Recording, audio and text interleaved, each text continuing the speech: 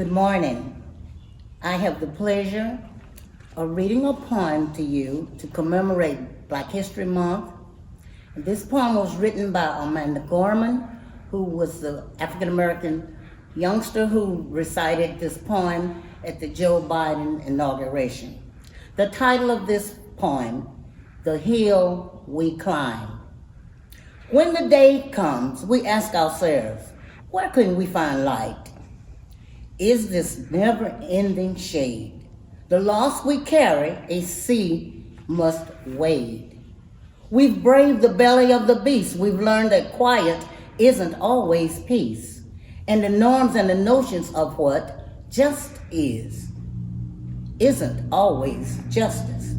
And yet the dawn is ours before we knew it. Somehow we do it. And somehow we've weathered and witnessed a nation that isn't broken, but simply unfinished.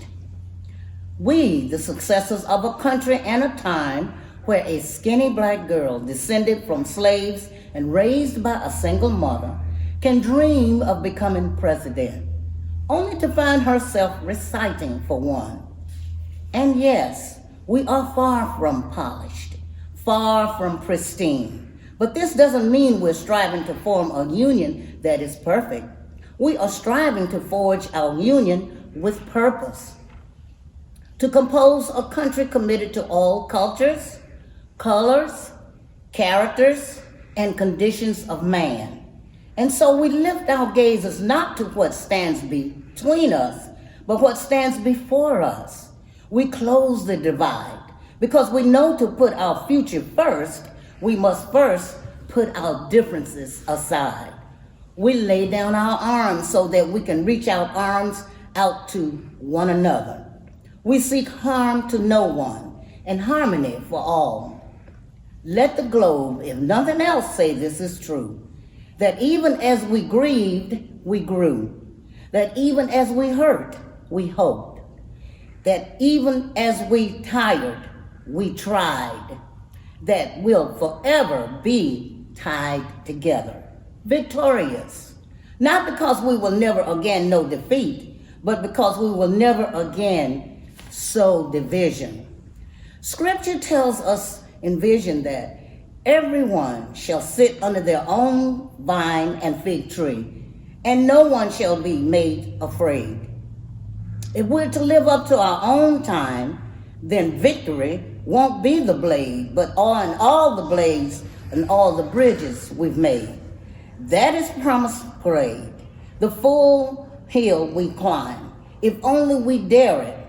Being American is more than pride we inherit. It's the past we must step into and how we repair it. We've seen a force that would shatter our nation rather than share it, would destroy our country if it meant delaying democracy. And this effort very nearly succeeded. But while democracy can be periodically delayed, it can never be permanently defeated. In this truth, in this faith, we trust. For while we have our eyes on the future, history has its eyes on us. This is the era of just redemption. We feared it at its inception, but we did not feel prepared to be the heirs of such a terrifying hour. But within it, we found the power to author a new chapter, to offer hope and laughter to ourselves. So, while we once asked, how could we possibly prevail over catastrophe? Now we assert, how can catastrophe possibly prevail over us? We will not march back to what was, but move to what shall be, a country that is bruised but whole, benevolent but bold, fierce and free. We will not be turned around or interrupted by intimidation because we know our inaction and inertia, while we will be the inheritance of the next generation. Our blunders become their burdens, but one thing is certain. If we merge mercy with might and might with right, then love becomes our legacy and change our children's birthright. So let us leave behind a country better than the one we were left. with every breath from our bronze-pounded chest. We will raise the wounded world into a wondrous one.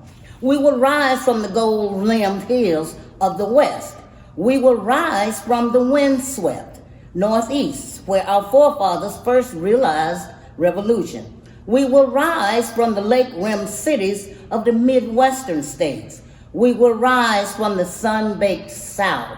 We will rebuild, reconcile, and recover in every known nook of our nation, in every corner called our country.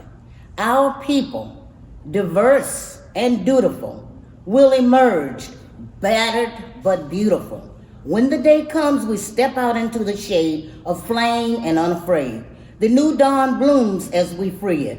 For there is always light, if only we're brave enough to see it. If only we're brave enough to be it.